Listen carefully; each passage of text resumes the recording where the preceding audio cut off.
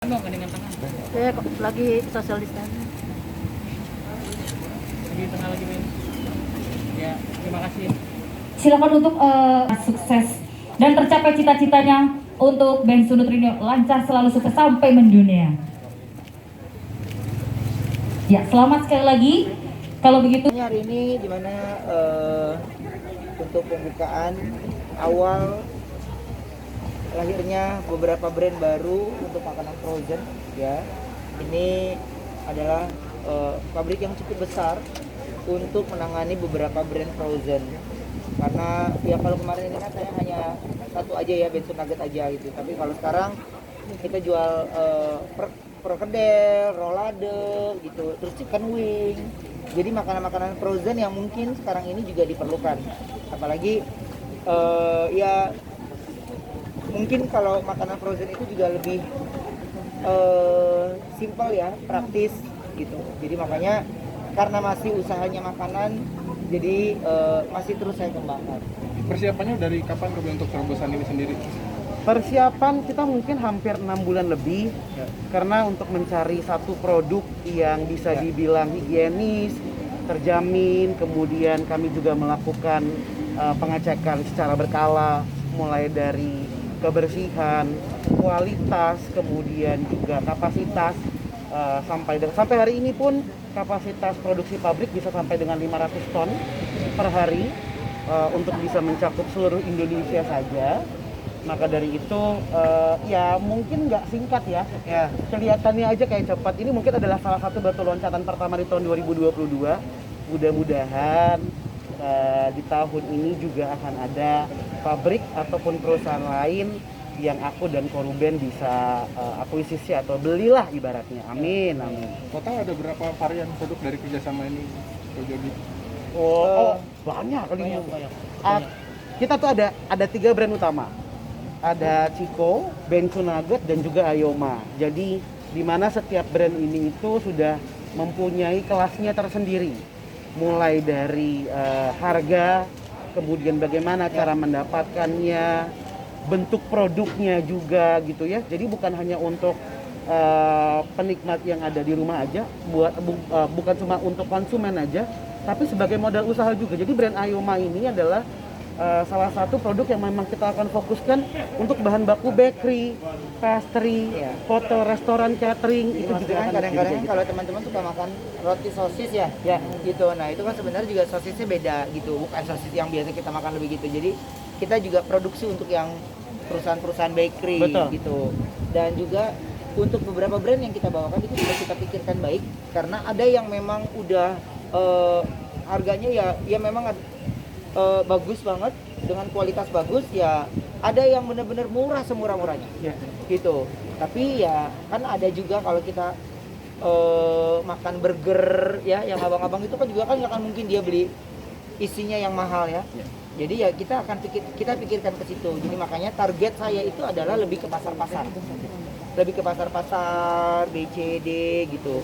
Jadi nanti nextnya saya akan langsung tinjau beberapa pasar untuk apa kendalanya mereka dan juga bagaimana cara menarik pembeli gitu dengan brand yang kita sekarang ini pegang. Termasuk pasar tradisional gitu? Iya, pasar tradisional justru bukan di supermarket ya. Kayak kalau supermarket swalayan teman-teman juga udah bisa beli di marketplace gitu, udah punya jagoannya marketplace masing-masing gitu. Mungkin biasanya kan ini melibatkan keluarga juga dalam setiap produk gitu, kayak Tobinya kan seleranya anak-anak segala macam. Kalau di sini mungkin melibatkan selera mereka juga atau masukan dari bunda juga. Iya. Waktu nyobain makanan itu ke saya dulu, baru nanti anak-anak tuh suka yang mana gitu. Saya harus sportif kan. Apa yang menjadi mereka suka ya berarti mewakili dunia anak-anak gitu. Jadi karena aman untuk dimakan oleh anak-anak ya, anak saya juga makan gitu. Jadi itu bisa menjadi contoh juga untuk yang lain. Tadi kan sempat menyebutkan menjaga ketahanan pangan, apalagi di tengah pandemi ya. Seperti apa bentuknya dalam arti masyarakat itu kan worry juga dengan di tengah pandemi, makanan yang sehat, berkualitas dan sebagainya. Apakah ini salah satu bentuk dari semua brand yang kita keluarkan itu sudah ada BPOM MUI-nya. Itu untuk halalnya juga sudah ada. Jadi rasa kekhawatiran dari pembeli biasanya itu awalnya ya. Jadi itu pun sudah tidak usah khawatir lagi. Dari Bensu Nutrindo ini brand-brand yang kita jual ini ada BPOM. Dan memang bukan cuma di end user aja, bukan cuma pabrik frozen food aja, tapi memang dalam waktu dekat juga gitu kita sedang untuk geprek Bensu sendiri sekarang sudah mulai menanam cabainya sendiri. Gunanya apa? Gunanya adalah itu tadi ketahanan pangan. Dengan fluktuasi harga yang naik dan turun, kualitas cabai dan juga harga, bahwa kami tidak akan mungkin menaikkan harga secara tiba-tiba. Ya. Dengan itu juga untuk frozen food kami sudah mencari beberapa partner yang mungkin akan kita akuisisi juga untuk slaughterhouse rumah potong ayamnya, di mana bisa menyediakan bahan baku untuk semua frozen food yang akan kita olah dengan harga yang sangat terjangkau. Anyway, untuk Bensu Nutrindo sendiri kita mulai dari 7.000 per kemasan sampai 30.000 rupiah. Paling mahal 30.000. 30.000. Ya, terjangkau. Ruben dan Jordi ini kan Justru kemarin itu saya lebih banyak fokus ke pabrik pengolahannya, karena saya pengen tahu berapa banyak orang yang bekerja di dalam sana, seperti apa, dan story dari setiap karyawannya kan juga kita harus tahu ya. Apalagi ini lebih banyak lagi orang-orang yang bekerja di dalamnya gitu. Bahkan ya kalau produksi yang kita produksi dalam satu hari bisa 500 ton, berarti berapa banyak jumlah orang yang kita pekerjakan gitu. Jadi saya lebih banyak meninjau ke pabrik secara untuk eksekusinya. Jadi ini mungkin salah satu bentuk yang kami bisa lakukan untuk Indonesia mengurangi tingkat ya minimal membantu mengurangi pengangguran ya. Jadi mudah-mudahan di pabrik yang kita kepala ini juga ada beberapa orang yang bisa membantu negara ini. akan ada rencana untuk membangun toko. Coba-coba aja gitu membangun tokonya, karena kan orang masih ragu juga nih ya. Saya nggak tahu juga nih minggu depan apalagi pengumumannya gitu. Jadi untuk acara hari ini aja jadi nggak ya, jadi masih ragu secara pribadinya. Tapi ya semua manusia kan boleh punya rencana, tapi Tuhan udah punya kehendak gitu. Jadi saya percayakan aja dengan positif. Makanya impian untuk punya pabrik seperti ini tuh ya sudah yang lama gitu. Jadi makanya saya dan Jordi ini mempersiapkannya benar-benar matang sekali. Jadi dari 6 bulan yang lalu ternyata baru selesai sekarang, dan ya mudah-mudahan menjadi tahun yang bagus buat kami. By the way, aku nambahin, ini bukan pabriknya ya teman-teman. Jadi ini cuma salah satu kantor cabang. Iya. Ya, tadinya memang aku pengen banget bisa bawa teman-teman semua untuk datang ke pabrik kita, tapi terlepas daripada pandemi, kemudian itu harus sangat steril, kapasitas orang juga sangat dibatasi, kemudian tidak boleh ada kamera ataupun elektrik yang bisa masuk ke dalam area produksi. Jadi rasanya memang lebih baik di salah satu kantor cabang aja, supaya nanti mungkin one day perwakilan salah satu kita bisa ajak keliling tour. Kita ada 3 area produksi, ini adalah salah satu kantor cabang. Untuk produksi kita ada di daerah Cilengsi, dan untuk penyimpanan sampai dengan 500 ton juga itu ada di daerah Jonggol. Kantor OPP sendiri adanya di Kemang, jadi kayak badannya masih dibagi-bagi akhirnya. Ya, jadi ada yang di Kemang, ada yang di Bekasi. Ya. Jadi sekarang kita lagi jadi anak Cilengsi, anak Jonggol ya. Jadi Bener. lagi sering kesana kan. Kalau nggak bayang ya, lu cuman ngelihat kayak gini aja, terus apa ke Jonggol, gua aja duduk kayak gua pegel, ya. Jadi menurut gue kita cari yang terdekat aja gitu. Jadi secara itu di sana lebih, ya karena itu areanya lebih kita jaga untuk semuanya, karena karyawan juga yang masuk kita steril juga gitu. Jadi buat saya ya mendingan ya tengah-tengah kota aja lah, lebih gampang. Tambahan sampai hari ini untuk karyawan produksi pabrik itu sudah shifting, sudah bukan harian, karena untuk menjaga kebersihan kualitas dari produk kami menyediakan mes di dalam area produksi.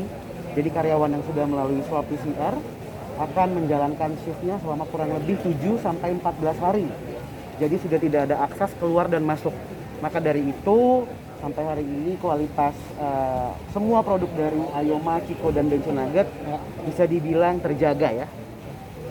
Sedikit Ruben terkait banyaknya artis yang mengakui sepak bola. Ini pokoknya kalau punya pabrik makanan ini ya udah passionnya saya, tapi kalau punya sepak bola lo gue ngapain? Gue ngerti juga enggak, ya kan? Gue mau ngantar anak gue bola ya gue mau ngantar doang, gue nggak ngerti anak gue menang apa enggak juga nggak ngerti, gue denger hasil akhir aja, ya kan? Jadi saya tidak akan mengambil satu bentuk usaha yang saya tidak mengerti. Jadi bentuk kesuksesan buat hidup saya itu adalah mengerti di bidang yang kita jalanin, pasti kita berhasil. Berarti nggak Nggak ada olahraga enggak lah, nonton aja saya nonton. Tapi ada nawarin nggak kok? Apa? Ada nawarin nggak? Ada nawarin nggak? Nggak ada juga nawarin kayaknya. Nggak ada yang nawarin ya. Udah tahu kayaknya ya. Gitu ya. Jadi saya lebih tertarik untuk makanan. Ya kalau mungkin tahun ini kan masih panjang, tahun 2022 mungkin Ya. punya terobosan apa lagi buat MOP atau OPP gitu? Iya, untuk OPP banyak terobosan yang mau kita lakukan karena salah satu brand yang mau kita buka ada di syukurnya ada di luar negeri. Setelah terakhir saya punya di Kuala Lumpur kan habis itu lockdown ya. Jadi ada beberapa negara yang ke pending. Mudah-mudahan tahun ini bisa kembali lagi buka di salah satu negara di Asia lagi. Jadi lagi terbagi-bagi badannya. Terutama adik saya yang harus pergi ke sana, pergi ke sini, perginya 2 hari, 3 hari karantina 10 hari. jadi ya waktunya banyak di luar gitu. Makanya saya minta dia juga untuk jangan kuliah dulu sebentar aja, urusin dulu yang di sini ya. Karena ya gua harus bawain acara, gua harus ini, anak lagi sekolah online, ini, wah ada pabrik, aduh udah nggak bayang lagi jadi gua. Udah buka WhatsApp aja udah sampai kependem temen gua bawah. Udah nggak nanya-nanya lagi, udah bingung deh dah. Tapi ya karena ini passionnya jadi seneng gitu, nggak ngerasa capek. Dan di luar negeri geprek bensu aja atau tablinnya atau yang lain juga? Geprek bensu aja gitu. Ngelanjutin terakhir saya kan punya di Hong Kong ada 4, saya ada di Kuala Lumpur, tadinya kan kita membuka di Taiwan, tapi tiba-tiba lockdown, udah bayar sewa, toko nggak buka, jadi kita pindah di negara yang lain gitu. Jadi sendiri untuk vakum di pendidikan gimana nih? Memang sudah direncanakan gitu, apalagi di awal tahun. Awal tahun ini memang perapihan lah untuk mulai dari laporan keuangan pastinya, kemudian ya pasti ada juga pengarahan gitu ya, geprek bensu dan OPP-nya menuju ke IPO juga, mudah-mudahan di tahun depan. Jadi memang banyak sekali tugasnya dan harus aku selesaikan sebelum bulan Ramadan. Dimana bulan Ramadan ini aku dan Koruben bukan cuma fokus untuk bisa mencari profit, tapi ya mulai minggu ini aku dan Koruben akan mulai keliling ke berbagai macam pasar pastinya, bukan cuma supermarket. Karena sampai hari ini 56% dari hasil data itu produk retail lebih laku dijual di warung kelontong. Jadi itu adalah fokus kita sekarang, bukan cuma untuk menjual barangnya, tapi kita pengen tanya, apa sih keluh kesahnya selama pandemi ini, apa yang bisa kita support, kemudian bagaimana. Jadi bukan hanya kami meminta, tapi kami pengen membantu juga. Dan itu nggak bisa kalau kita dengar dari tim aja. Makanya aku bilang, ada yang mau tahu Koko di mana, Sabtu dan Minggu ada samperin Koko di mana, ada akan tarik Koko ke pasar untuk bisa langsung visit kita punya market. Jadi kalau tim kami juga punya tim riset sendiri gitu. Jadi yang dimaksud sama Jordi itu adalah hasil dari tim kita tampung, tapi langsung kita turun ke lapangan gitu. Bahkan dari produk-produk yang kita jual, untuk supaya si penjual ini bisa mau membantu kita jualannya, jadi kita kasih dulu produknya, karena kita pede sama produknya ya.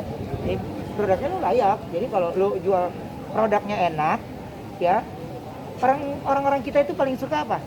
Makanannya harus enak dan murah. Iya nggak? Dikata enak mahal mah udah nggak gerutu, apalagi udah mahal nggak enak Mudah didapatkan. iya. Nah itu, saya lebih memikirkan bagaimana caranya mereka dapat makanan enak, murah dan mudah didapatkan. Itu yang harus diketahui gitu. Makanya untuk di pasar dan yang lainnya mungkin kita tidak akan kasih tahu kita kemana, tapi intinya saya datang aja di pasar itu sehingga tidak memancing sebuah keramaian, karena saya tidak lagi buat sebuah acara, tapi lagi meriset langsung bertemu dengan penjual. Udah berapa daerah jangkauannya? Belum, baru minggu ini. Penjangkauan produknya sudah hampir seluruh Indonesia sekarang ini. Jadi memang itu dia, orang Indonesia itu ketika mendengar sesuatu produk brand baru pasti mereka langsung pengen coba. Jadi sebelum acara launching ini memang sudah mulai distribusi ke berbagai daerah. So mulai hari ini teman-teman semua bisa dapatkan di semua marketplace dan e-commerce pastinya dengan typing brand masing-masing, ada Ayoma, Ciko dan juga Bensu Nugget, ataupun pergi ke agen supermarket atau warung kelontong terdekat, terutama di daerah Jawa, Sumatera, Sulawesi dan Kalimantan, kurang lebih kayak gitu.